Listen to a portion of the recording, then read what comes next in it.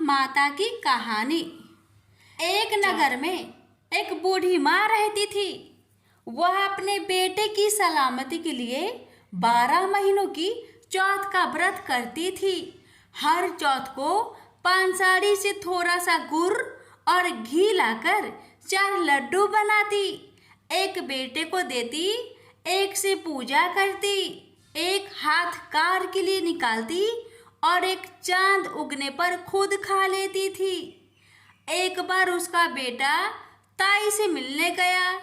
ताई ने बैसाखी चौथ का व्रत रखा था। ताई से पूछा, माँ तो 12 चौथ करती है। ताई बोली, तेरी माँ तेरी कमाई से तरमाल खाने के लिए 12 चौथ करती है। तू परदेश जाए तो वह एक भी चौथ नहीं करेगी।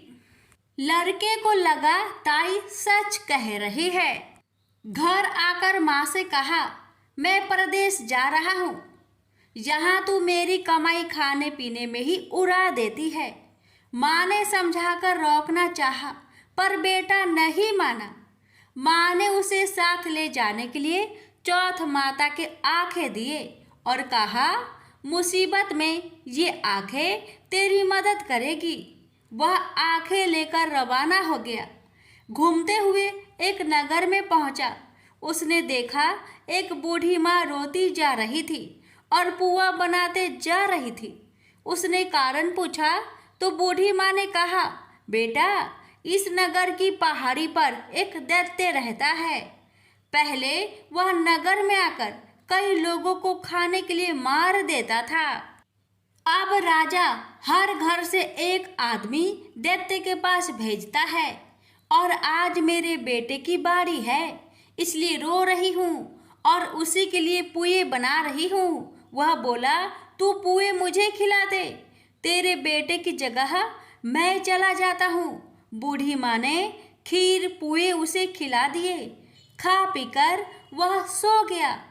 रात को राजा के सैनिक आए तो बूढ़ी माँ ने उसे भेज दिया।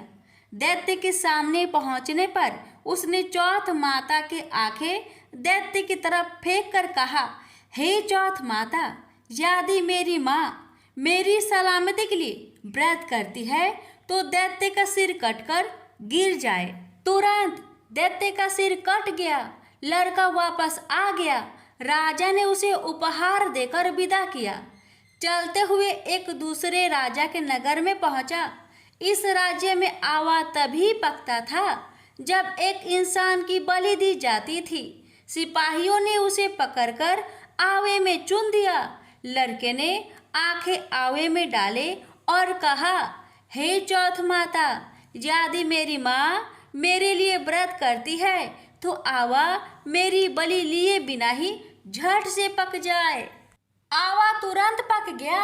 आवे में से मिट्टी की जगह सोने चांदी के बर्तन निकले। अंदर से लड़का बोला, बर्तन धीरे धीरे निकालना, मुझे लग नहीं जाए। राजा ने उसे निकलवाया और पूछा, इस आवे से तुम बच कैसे गए? लड़के ने बताया कि उसकी माँ चौथ माता का व्रत करती है, व्रत के कारण ही वह बच पाया। राजा को विश्वास नहीं हुआ। उसने एक चांदी की सुराही मंगवाई और कहा कि सुराही की नली से निकलकर दिखाओ, तभी मुझे विश्वास होगा। लड़के ने चौथ माता को याद करके आंखें सुराही में डाले और कहा, मैं भावरा बनूं, सुराही से निकलूं। लड़का भावरा बनकर सुराही से निकल गया। राजा ने खुश होकर राजकुमारी की शादी उसके साथ करवाई और सभी लोगों को चौथ माता का व्रत करने को कहा। उसे माँ की याद आई। उसने राजा के पास जाकर खुद के नगर जाने की इच्छा जाहिर की। राजा ने रथ, घोड़ा, हाथी और खूब सारा दान दहेज देकर उन्हें विदा किया। चौथ के दिन अपने नगर पहुंचा। वह अकेला पंसारी के यहाँ माँ का इंतजार करने लगा। सोचा, चौथ है तो माँ यहाँ जरूर आएगी। थोड़ी देर बाद लकड़ी टेकती हुई माँ आती दिखी। उसकी माँ की आंखों में जाले आने के कारण दिखना कम हो गया था। लड़के ने जानबूझकर अपना पैर लकड़ी में लगा दिया। कहने लगा, बल रे पूत काती, मेरे पैर को लगा दी। माँ ने उसे नहीं पहचाना। कहने लगी, भैया मुझे चाहे कितनी गाली निकालो पर मेरे बेटे को कुछ मत कहना। बेटा माँ के चरणों में गिर पड़ा। कहा, माँ मैं ही तेरा बेटा हूँ, मुझे माफ कर दो। माँ ने उसे गले से लगा लिया। नगर के लोगों ने विश्वास नहीं किया कि वह उसी का बेटा है। बूढ़ी माँ ने चौथ माता को याद करके कहा, हे चौथ माता, यदि मैं अपने बेटे के लिए व्रत करती हूँ तो मेरे स्तन में दूध भर जाए और उसकी धार मेरे बेटे के मुंह में गिरे। माँ के स्तन से दूध की धार निकलकर बेटे के मुंह में गिरने लगी। लोग चौथ माता की जय जयकार करने लगे। उस नगर के सभी लोग चौथ माता का व्रत करने लगे। हे चौथ माता, जैसे बूढ़ी माँ और उसके बेटे की सहायता की वैसे हमारी भी करना। कहानी कहने, सुनने और हुक्कार भरने वाले पर कृपा करना। बोलो चौथ माता की जय हो। गणेश जी की कथा। पौराणिक कथा के अनुसार एक समय की बात है कि भगवान विष्णु का विवाह माता लक्ष्मी जी के साथ निश्चित हुआ। विवाह की सभी तैयारी होने लगी। सभी देवी देवताओं को निमंत्रण भेजे गए, लेकिन भूलवश गणेश जी को निमंत्रण देना रह गया था। इधर भगवान विष्णु की बारात जाने का समय आ चुका था। सभी देवता अपनी पत्नियों के साथ विवाह समारोह में शामिल होने को आए, परंतु सभी देवी देवताओं ने देखा कि गणेश जी कहीं दिखाई नहीं दे रहे हैं। तब उन सभी ने आपस में चर्चा की, क्या गणेश जी को नहीं न्योता दिया गया या गणेश जी ही नहीं आए हैं। सभी को इस बात पर बहुत आश्चर्य हुआ। इस बात पर उन सभी ने विष्णु भगवान से ही इसका कारण पूछा। विष्णु भगवान से पूछने पर उन्होंने कहा कि हमने गणेश जी के पिता भोलेनाथ, महादेव और माता पार्वती को न्योता भेजा था। यदि गणेश जी अपने पिता के साथ आना चाहते तो आ जाते। अलग से उन्हें न्योता देने की कोई आवश्यकता भी नहीं थी। दूसरी बात यह है, उनको खाने में 1.25 मन मूंग, 1.25 मन चावल, 1.25 मन घी और 1.25 मन लड्डू का भोजन चाहिए। यदि गणेश जी नहीं आएंगे तो कोई बात नहीं, दूसरे के घर जाकर इतना सारा खाना पीना अच्छा भी नहीं लगता। इतना वार्ता कर ही रहे थे कि किसी एक ने सुझाव दिया, यदि गणेश जी आते तो उनको द्वारपाल बनाकर बैठा सकते थे कि आप घर की याद रखना।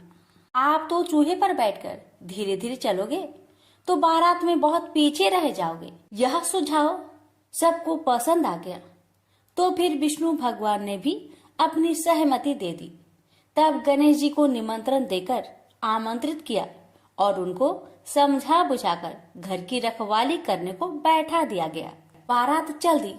तब नारद जी ने देखा कि गणेश जी तो दरवाजे पर ही बैठे हुए हैं, तो वे गणेश जी के पास गए और रुकने का कारण पूछा। गणेश जी कहने लगे कि विष्णु भगवान ने मेरा बहुत अपमान किया है। नारद जी ने कहा कि आप अपनी मूषक सेना आगे भेज दो तो वह रास्ता खोद देगी, जिससे उनके वाहन धरती में धंस जाएंगे। तब आपको सम्मान पूर्वक बुलाना पड़ेगा। अब तो गणेश जी ने अपनी मूषक सेना को आदेश दिया, जाओ, और सेना ने जमीन पोली कर दी। जब बारात वहां से निकली तो रथों के पहिए धरती में धंसने लगी। आप कोशिश की परंतु पहिए नहीं निकले। सभी ने अपने अपने उपाय किए परंतु पहिए तो नहीं निकले, बल्कि जगह जगह से टूटने लगे। किसी को समझ में नहीं आ रहा था कि अब क्या किया जाए। तब तो नारद जी ने आकर कहा, आप लोगों ने गणेश जी का अपमान किया, जिस कारण यह विघ्न आ रहे हैं। यदि उन्हें मनाकर लाया जाए तो आपका कार्य सिद्ध हो सकता है और यह संकट टल सकता है। शंकर भगवान ने अपने दूत नंदी को भेजा और वे गणेश जी को लेकर आए। गणेश जी का आदर सम्मान के साथ पूजन किया गया। फिर रथ के पहिए निकलने लगे और यह संकट टल गया। अब रथ के पहिए निकल तो गए, परंतु वे टूट फूट गए थे, तो उन्हें सुधारे कौन? पास के खेत में एक खाती काम कर रहा था। उसे बुलाया गया। खाती अपना कार्य करने से पहले श्री गणेशाय नमः कहकर गणेश जी की वंदना मन ही मन करने लगा। देखते ही देखते खाती ने सभी पहियों को ठीक कर दिया।